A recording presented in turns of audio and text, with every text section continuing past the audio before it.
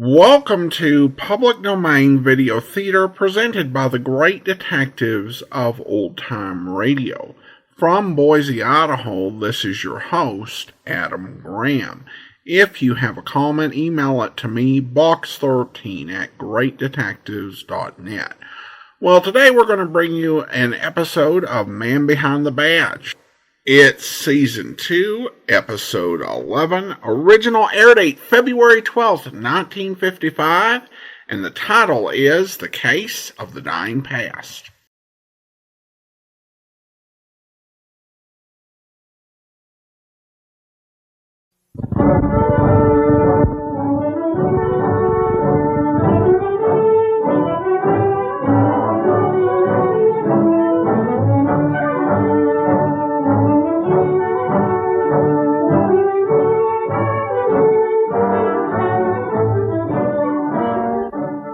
A man is arrested, accused of committing a crime. The police have done their part well, but the work of bringing this man to justice is still to come. Hello, I'm Charles Bickford. Every court in the United States has in attendance an official whose job is known by several names. In some places, he's the district attorney. In others, he's known as the state's attorney or the prosecutor. But whatever his title, the man who sits in this chair is one who is feared by a defendant charged with a crime. For it's the duty of the prosecutor to represent the people of his commonwealth, to enforce observance of the criminal laws, and to proceed against persons who break them. In the true story you're about to see, you will meet such a man at work, defending the innocent and prosecuting the guilty. This is Lawrence H. Deshaw, former state's attorney, Chittenden County, state of Vermont. Tonight's Man Behind the Badge. Chittenden County, Vermont. It has 543 square miles, a population of 62,000 people, and one state's attorney. His job is as varied as that of a country doctor. For Lawrence Deshaw finds he must handle everything from an argument between two neighbors to a violation of the state's maple products law. To the people of his community, Lawrence Deshaw is the keeper of public conscience, with the patience of a Job and the wisdom of a Solomon. For several days now, anonymous letters have been coming into his office, letters all bearing the same complaint. As part of his job, the state's attorney must now begin an investigation. A moneylender? Who said that about me? Who's been coming to you with a pack of lies? There have been several letters, Mr. Warren, all practically the same. They say that you've been running a loan business. You've been charging interest as high as 20%. Have you been lending money? To a few, yes, but not like your letters say. The law requires a license, Mr. Warren. What interest have you been charging? I don't keep records. As a matter of fact, I don't charge any interest. If you don't believe me, find the brave people who wrote the letters. You'll see through their lies. Why should these people lie, Mr. Warren? Because of what they are. Don't you know the people in your own county? What they're like, how they live? I suppose I should. I've been one of them all my life. But you don't know how really different they are. You don't know the way things used to be in this county. Here, in my shop, you can find all the proof you need. This saddle. Where can you find work like this anymore? And this rig seat. And this whip. When's the last time anyone bought one? Even used one? The people have changed. The world has changed. It's not a man who's important now or what he can do with his hands. It's a machine that runs people. Tells them what to do. Strong men have gone. The men who took this county and cleared the rocks from the land, who sowed the grain. And what about my place? No one comes in here anymore. Not like they used to. Clyde Warren's shop. Who didn't know me? Who didn't know the things I made? I despise this new kind of world and everyone who helped make it. It's soft and it's weak. And I want nothing to do with it. People don't depend on themselves anymore. You're half dead from crying and running. That's why you got those letters. Not one of them is man enough to come in and accuse me to my face. There's still the law, Mr. Warren. If you're lending money at an illegal rate, I'll have to bring a charge of usury against you.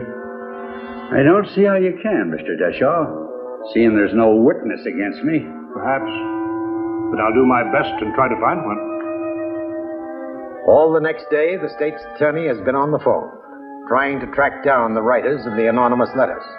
He must determine if there's any substance to the charges made against Clyde Warren, the strange man who still clings to the traditions of a world that has long since passed. We just had a call about Clyde Warren. Yes? He's dead.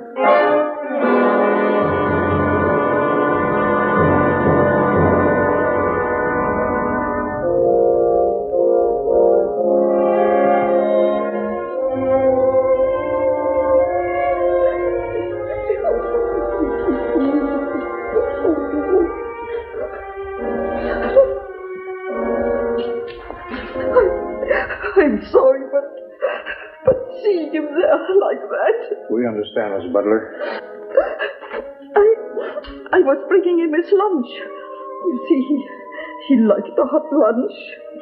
I didn't want to come down here every day. You see, all the tenants in my house would want the same thing, but you didn't know Clyde Warren. Whatever he said, you did. Yes, Miss Butler. I came down today, same as usual. Well, I thought he was in the back. And Do you see anyone leaving the shop? No. All right, Mrs. Butler, you can go on home now. We'll be by later.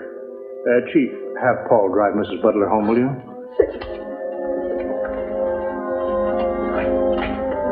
A man like him, big, strong. I never thought someone like him could die. Only yesterday, State's Attorney Deshaw had been here, investigating a routine complaint. Today, it was different. The crime had been a violent one. 12 blows, the medical examiner had reported, each one hard enough to kill. The possibility of robbery could have been a motive, but now must be ruled out, as the State's Attorney finds the dead man's money belt, with enough money in it to open a small-sized bank.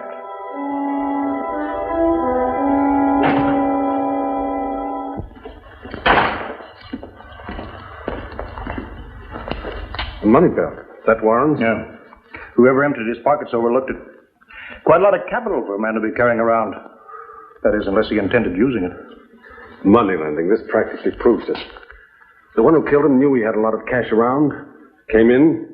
Warren resisted and was beaten down. No, it's too vicious a beating for a holdup. The person that did this was in a frenzy. Could have been motivated by anger. Or revenge. And perhaps it was someone who felt that Warren had cheated him. Well, whatever it is, we can be sure of one thing. What's that? It's all tied in with his money lending. That's the only trail we can follow. He must have kept records of some kind. Let's see what we can find. State's Attorney Deshaw looks for the evidence he needs. For names of people victimized by Clyde Warren's usury. People with a motive for murder. Deshaw went to the one place where he felt he could find it. To Clyde Warren's room. But a man who lived so vigorously must have left a past. Must have left a trail through the years. You have been looking for quite some time. Do you find what you're looking for, Mr. Deshaw? Not yet, Mrs. Butler. Well, I cleaned his room every day. Well, not that I really had to. Everything was always put away. Yes. You're sure there's nothing I can do? There don't seem to be any bags around, any luggage. Did he have any? Would you know? Yes, he has a trunk. Where? Go downstairs in the cellar. Take a look, Chief. I'll keep going through the room. Mind showing it to me, Mrs. Butler? Why, not at all. What's keeping Lawrence Deshaw in this room? Somewhere there has to be a clue to his murderer. And what better place to look than here? For this was no ordinary room. It was a place out of time, It was a memory held in place by a closed door.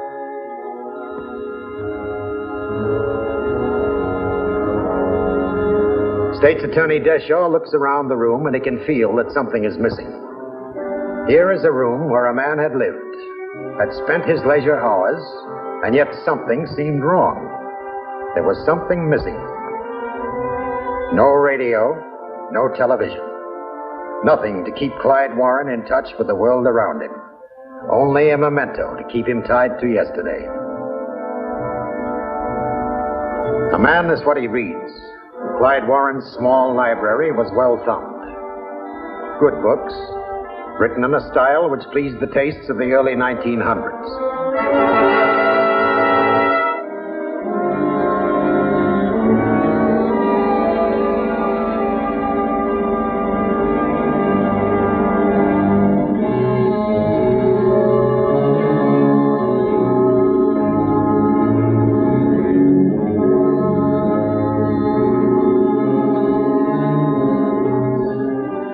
Dear Mr. Warren, this is a letter I must write so I can say the things I have to. I came to you for money, and you gave me what I needed. I promised I'd pay you back, and I will. But my husband doesn't know where I got the money to pay for his sickness. I told him it was from a friend.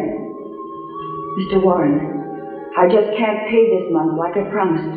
I just can't. If you go to my husband like you said, and tell him those lies about there being something between you and me, I'm afraid of what would happen. I never told him I was your housekeeper once. Lying won't get your money for you, Mr. Warren. What kind of a man are you to bleed people for a few miserable dollars and ruin their lives? Well, you're not going to ruin mine, Mr. Warren. Stay away from my husband. He's too sick to be tortured. Stay away or I'll stop you so you'll never hurt anyone again. I found it in that trunk. A whole ledger full of names of people who owed him money. And take a look at these interest rates. He was coining a mint. Talk about usury. Take a look at this, too, Chief. There's no signature, but whoever wrote it must have her name in this ledger. That's it, then. We narrow down this list until we find her. But that won't make her a murderer. Everyone in this ledger had the identical motive to kill Clyde Warren. Which one did?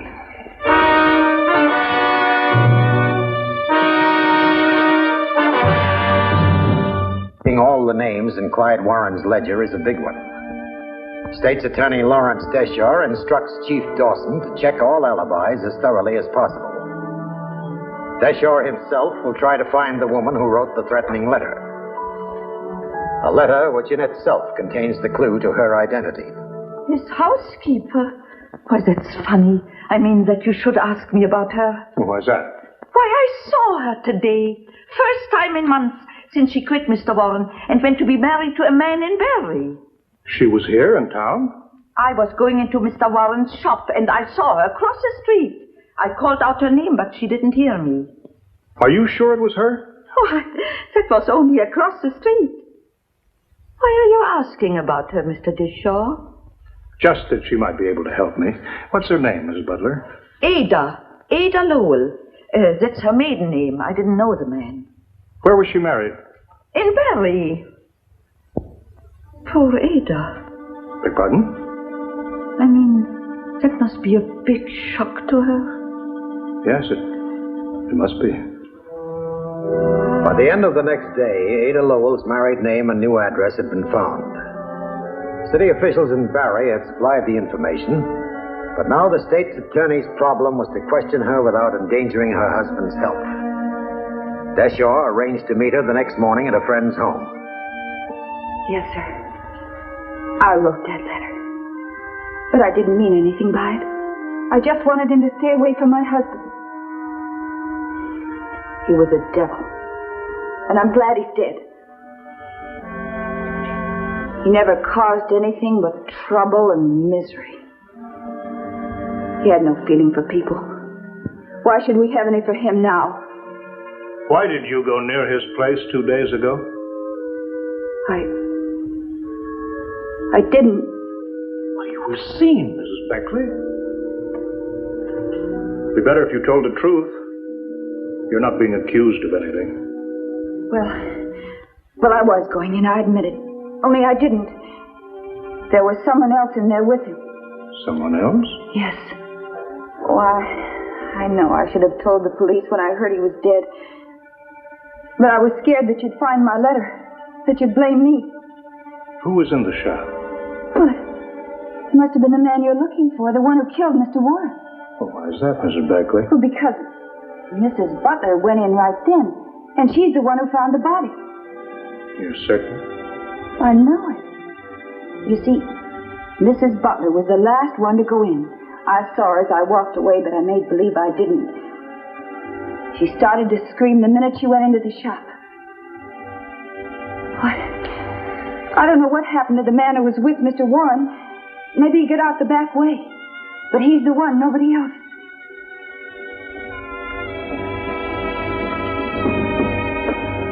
Don't you see? I see a few things, Mrs. Beckley, and I'm sorry about all of them. I believed your letter when I read it. You were in a lot of trouble.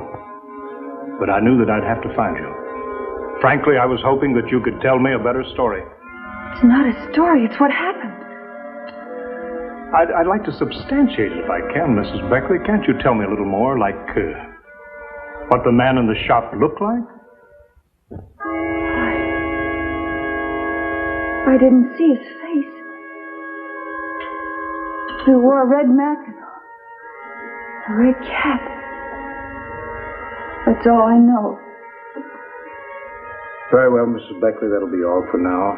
I suggest that you stay as close to home as possible. I'll probably need you again. A man with a red mackinaw and a red cap. It's hard to believe. You'd like to, but how can he? Ada Beckley is a woman with all the motive in the world. This man she saw, does he exist in reality or in her imagination? I've been waiting for you to come back. Any luck with Mrs. Beckley? Nothing, one way or the other. She's still a suspect. We've almost finished with the names in Warren's ledger. Most everyone has an alibi. But take a look at this. What is it? Man in the building back of Warren's shop went up on the roof to fix his chimney this morning. Found these in the snow on the roof. What's so funny? A red mackinaw and cap.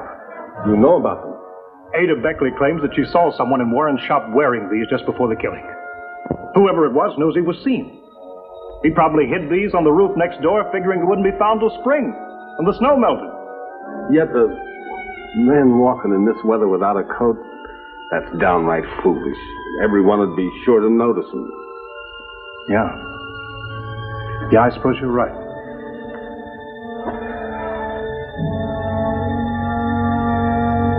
All right, then. He didn't walk in the street.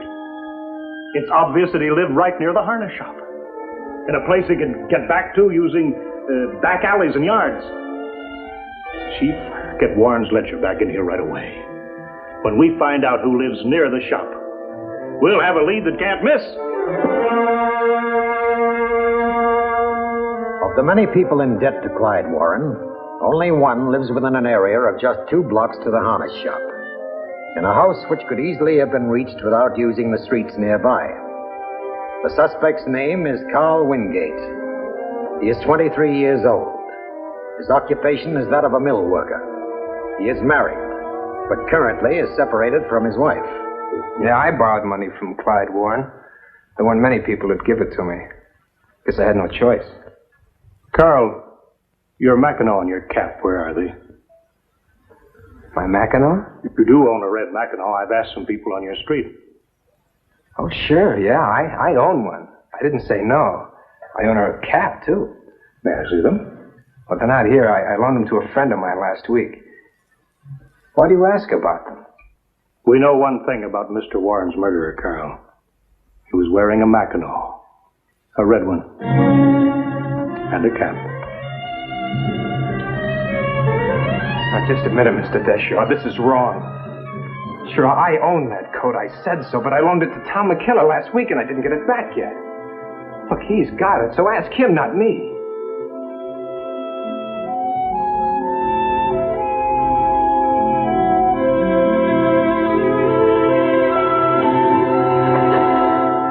Tom killer is a name well known to both the state's attorney and the police chief. He is only 20 years old, but he has the criminal record of an older man. He, too, is now a suspect. Well, sure, I borrowed the Mackinac, but I gave it back. The cap, too. When was this? Last week. Look, what do Sit you down, want? Tom. 2 days ago, Tom, at 1 o'clock, where were you? 1 o'clock? I don't know. Try to remember. It's quite important. I was up to a friend's place, near the county line. And he can back you up. Well, he wasn't home. I see. You might as well get this straight, son. Clyde Warren was killed by a man wearing a red Mackinac and cap. The clothes were traced to Carl Wingate. But he says that you still got them. Me? No, he's lying. I gave him back. Anyone see you give them back? No, I don't think so. Then you can't prove that you did. Look, give me a Bible. I'll swear on it. Mr. Deshaw, you've gone after me when I broke the law. Okay, I took what was coming to me, but I didn't break no law now. I didn't kill no man. You gotta prove I didn't. You gotta find the truth.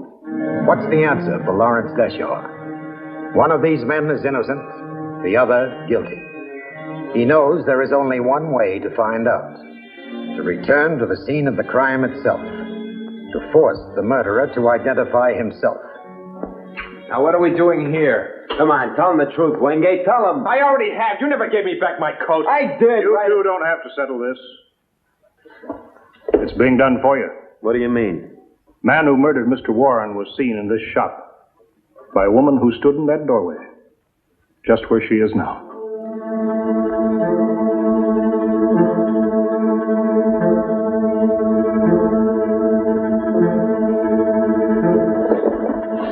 What's the matter, Carl? Nothing. Why'd you turn away? He did it. He's afraid to look at her. But me, I'll face anybody. The man who hid the coat on the roof knew he was seen. Was that why you turned away, Carl? It was just a mistake. It was all a mistake. It was you in there, wasn't it, Carl? You've got no proof. You're the proof, Carl. What did Warren do when you came in here? I didn't know it would end that way. Tell us, Carl. Tell us. I just wanted to talk to him. What did Warren say? I never should have come here. Never. Never.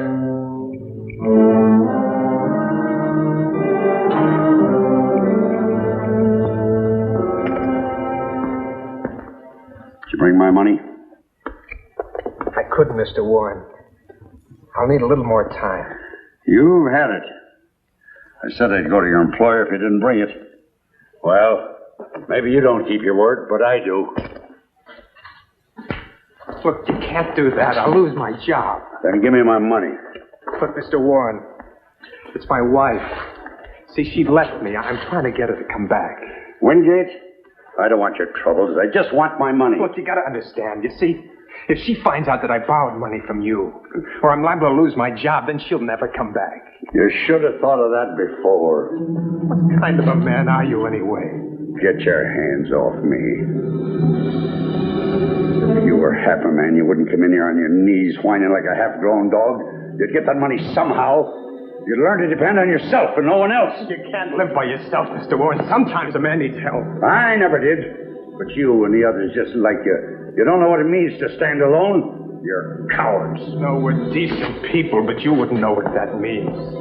The trouble with you is you're an old man that doesn't belong anymore, so you try to take it out on us. You're finished, Mr. Warren. All they have to do is to bury you. You little brat. You ought to be horsewhipped for that. There isn't a person in this town that doesn't wish you were dead. Why, you...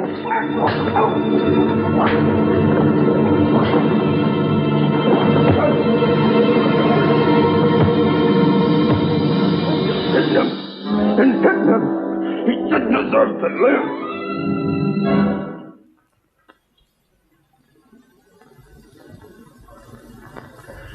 He was no good. He should have died long ago. I was right, wasn't I? No man can make that decision, Carl. No one in the whole world.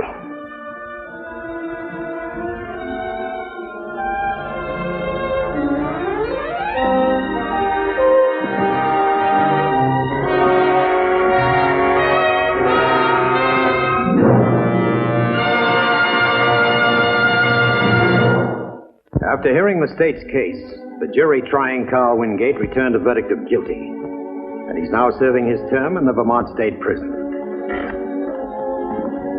These were part of the evidence used by State's Attorney Deshaw in this case, but they were only a part. The balance of his case came from careful and intensive investigation, for this is a major part of any prosecutor's job, and it's carried on by all of them everywhere as they seek to serve the cause of justice. And now this is Charles Bickford inviting you to be with us next week. For once again, you will see another authentic story of one whose duty it is to serve. A public servant dedicated to you, and whom you will meet as the man behind the badge.